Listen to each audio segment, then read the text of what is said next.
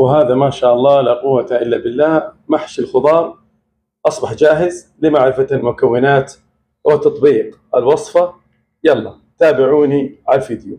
بسم الله نبدأ. السلام عليكم ورحمة الله وبركاته. متابعي الكرام، أسعد الله أوقاتكم بكل خير وحياكم الله في وصفة جديدة. أقدم لكم محشي الخضار بطريقة سهلة ولذيذة. ومحشي الخضار له أكثر من طريقة في إعداده، ولكن إن شاء الله في هذا الفيديو أقدم لكم بأسهل وألذ طريقة. وإلى المكونات وبسم الله نبدأ. دهن من لية الخروف اللي هو ذيل الخروف ويعتبر زيت طبيعي. انتم بإمكانكم تستخدموا أي زيت أو دهن يناسبكم. إذا ما حبيتم دهن لية الخروف، بصل، ثوم مهروس أنا طلعته من الفريزر، وعندي هنا أكثر من نصف كيلو لحم بقري مفروم تقريبا 650 جرام، معجون الطماطم، ملح بحري، توابل الشيف المشكلة. هذا هو المنتج للي ما هو عارف، خاص بالشيف إبراهيم العسيري، توابل الشيف المشكلة لجميع أنواع الكبسات والإدامات والصواني والحشوات، تغنيك عن استخدام أي بهارات أخرى. وإحنا كاتبينها بالخط العريض: التجربة خير برهان. متوفرة لدى جميع فروع عطارة شركة فيفا، وإن شاء الله أنزل لكم عناوين وتليفونات ورقم التوصيل الخاص بعطارة فيفا. وعطارة فيفا ما شاء الله أسأل الله أن يبارك لصاحبها، تعتبر عطارة متوفرة فيها كل شيء تقريبا. قليل من البقدونس، الشبت، الكزبرة، وعندي هنا خضار. طبعا أنا فرغته لعمل المحشي: طماطم، فلفل رومي، باذنجان، بطاطس، كوسة. وبالمناسبة أنتم بإمكانكم تستخدموا أي خضار يناسبكم للمحشي. طماطم معصورة، 3 كاسات أرز بسمتي مغسول ومنقوع أكثر من ساعة. بسم الله وعلى بركة الله. سبحان الله والحمد لله ولا إله إلا الله والله أكبر. اللهم صل وسلم وبارك على نبينا محمد وعلى آله وصحبه أجمعين. رددوها إخواني ولكم الأجر بإذن الله. متابعي الكرام، الله يسعدكم ملاحظة: علشان وصفة المحشي بالخضار تطلع معاكم روعة، أنا أرجو منكم في البداية تحضروا مكوناتكم وتشغلوا الفيديو وتقولوا بسم الله وتتابعوني خطوة بخطوة، وبإذن الله أنا متأكد حتطلع معاكم وصفة محشي الخضار روعة. نقول بسم الله. هذا القدر ولعت عليه النار، حنزل زيت الدهن الطبيعي اللي هو اللية، بسم الله، وحنزل البصل. طبعا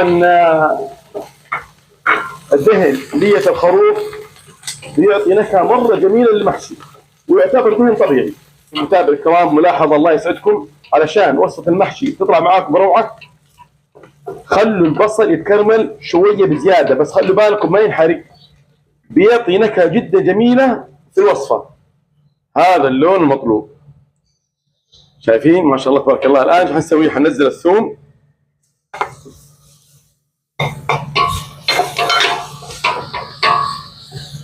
خليه يتشقر على خفيف وتطلع ريحته. حننزل اللحمة المفرومة،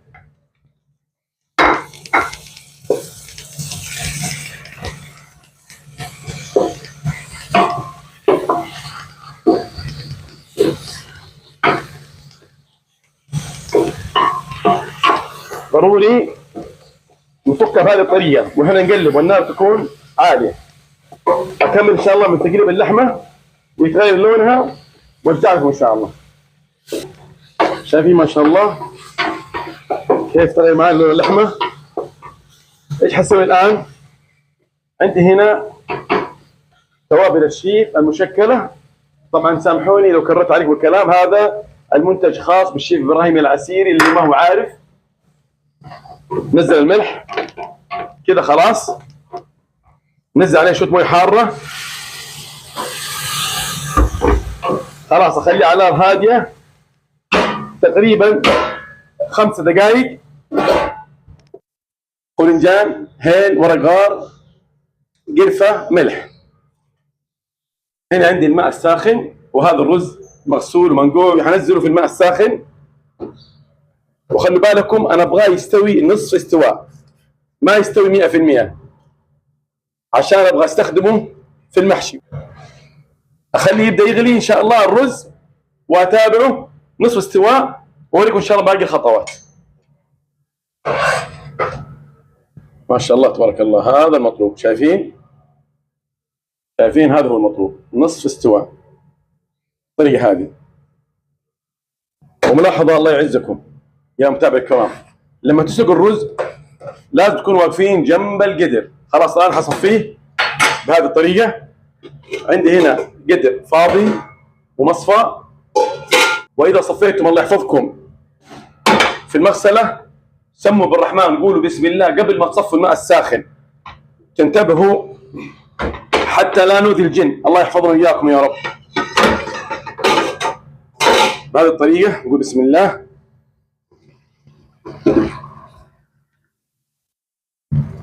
شايفين ما شاء الله قوه الا بالله.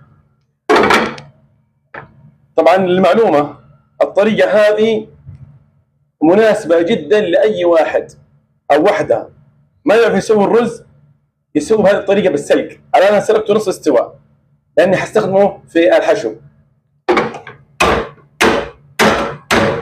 شايفين هذا خلاص ما له داعي نشيله. شايفين كيف طلع معنا الرز؟ ما شاء الله لا قوه الا بالله. خلاص نشوف ايش اخبار اللحمه. ما شاء الله والله لو تشم الريحه بتوابل الشيف روعه. بالمناسبه يا متابعي الكرام الله يسعدكم، اللي ما عنده توابل الشيف ممكن يستخدم اي بهارات مشكله تناسبه. كذا خلاص اللحمه ما شاء الله صارت جاهزه معانا. ايش حسوي الان؟ هذا الرز اللي سلقناه حننزله فوق اللحمه المفرومه بهذه الطريقه.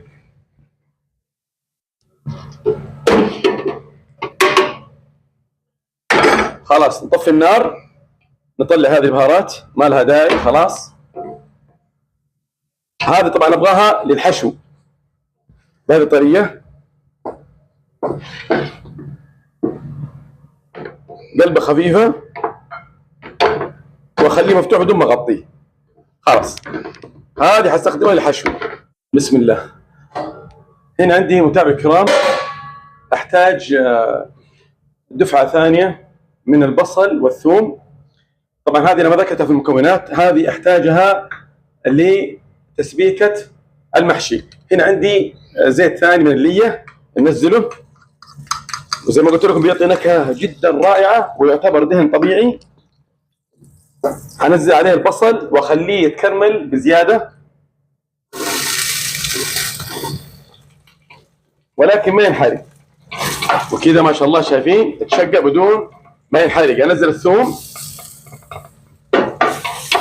نفس الخطوات اللي سويتها للحمه المفرومه، ولكن في اختلاف بسيط اللي هي اضافه معجون الطماطم. كذا خلاص هنزل الان معجون الطماطم.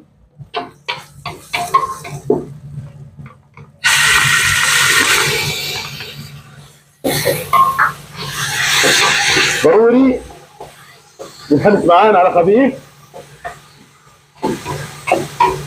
ما شاء الله تبارك الله. شايفين الان ابغى انزل الطماطم المعصوره.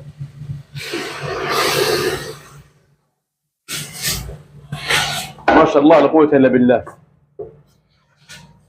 اخليها تسبك شويه ان شاء الله على نار وسط وارجع لكم ان شاء الله. نشوف ايش اخبار التسبيكه. ما شاء الله لا قوه الا بالله. ما شاء الله لا قوه الا بالله. الان ايش حسوي متابعي الكرام؟ هذا ملح، ملعقتين صغيره ملح، وعندي هنا حضيف ملعقتين من توابل الشيف المشكله، ملعقتين صغيره تعطي نكهه جدا جدا رائعه، وتعجبوا ان شاء الله متابعي الكرام لما تجربوها باذن الله. خلاص الآن أخلي النار هادية تقريبا كمان 5 دقائق وتكون جاهزة بإذن الله، وأوريكم الخطوات اللي بعدها. وهنا متابعي الكرام الله يسعدكم، عندي الخضار زي ما انتم شايفين، كوسة أنا جوفتها بهذه الطريقة، بس ضروري نعمل فتحة من الخلف عشان يخرج الهواء أثناء الحشو يسهل معانا، واضح؟ وهذه طماطم. طبعا الخضار ممكن تختاروا الشيء اللي يناسبكم، الله يحفظكم. وهذا الباذنجان. الآن نبغى نحشي، ولكن قبل الحشو عندي هنا البقدونس والشبت والكزبرة، أفرمها ناعم وارجع لكم إن شاء الله. خلاص فرمت البقدونس والكزبر والشبت، شايفين؟ ملاحظة متابعي الكرام، وقت ما نحفر الخضار نجوفه طبعا حيطلع بالطريقة هذه. هذا ملاحظة الله يسعدكم، جميع الخضار لما نحفره نجمع البقايا هذه وما نرميها، ممكن نستخدم منها إدام أو في الشوربة أو لأي طبخة تناسبكم. هنا عندي الكروانة هذه، وهذا الرز بعد ما برد حننزل عليه الشبت والبقدونس والكزبرة قلبة خفيفة بهذه الطريقة قبل ما نبدأ في الحشو. طيب الآن حنبدأ في الحشو.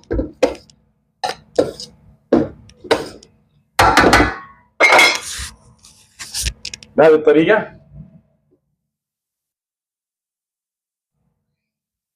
أهو، بالطريقة هذه شايفين؟ خلاص كذا ما شاء الله صارت معايا مليانة كذا. خلاص أكمل إن شاء الله كل الكمية وارجع لكم. هذا ما شاء الله المحشي صار جاهز، حشيناه بهذه الطريقة مليانة ما شاء الله، اللهم بارك. شايفين؟ نشوف ايش اخبار التسبيكة. ما شاء الله لا قوة الا بالله، والله لو تشم الريحة ما شاء الله لا قوة الا بالله، بتوابل الشيف روعة. طيب الآن حزود ماء ساخن. خلاص ايش حسوي الآن؟ الملح موزون، البهارات موزونة. ابغى انزل المحشي، النار الآن عالية، اول ما يبدأ يغلي معايا اخفض النار ان شاء الله. طيب حننزل الآن الرز الخضار بهذه الطريقة، الباذنجان،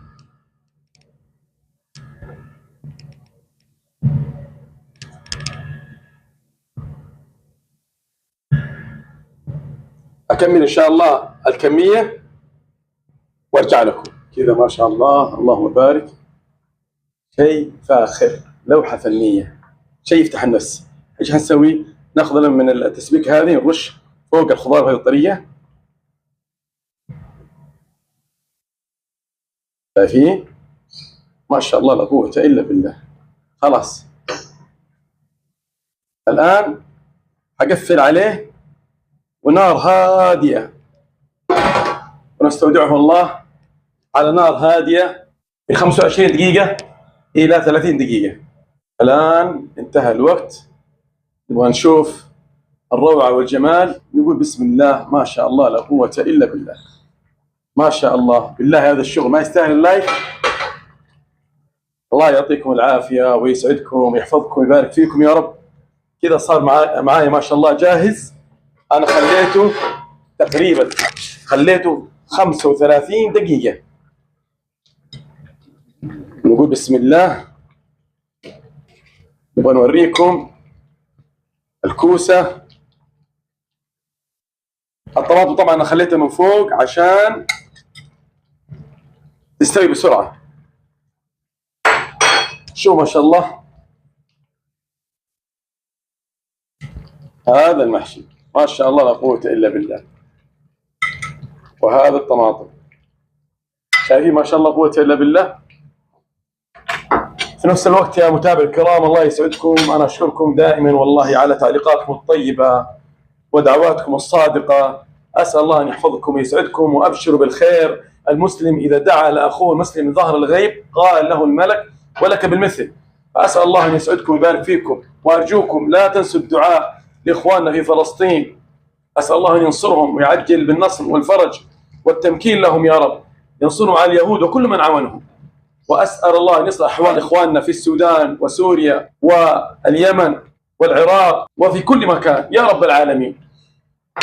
حتشوفوا إن شاء الله في صحن التقديم. ما شاء الله لا قوة إلا بالله، محشي الخضار أصبح جاهز. أرجو من الله أن ينال إعجابكم واستحسانكم.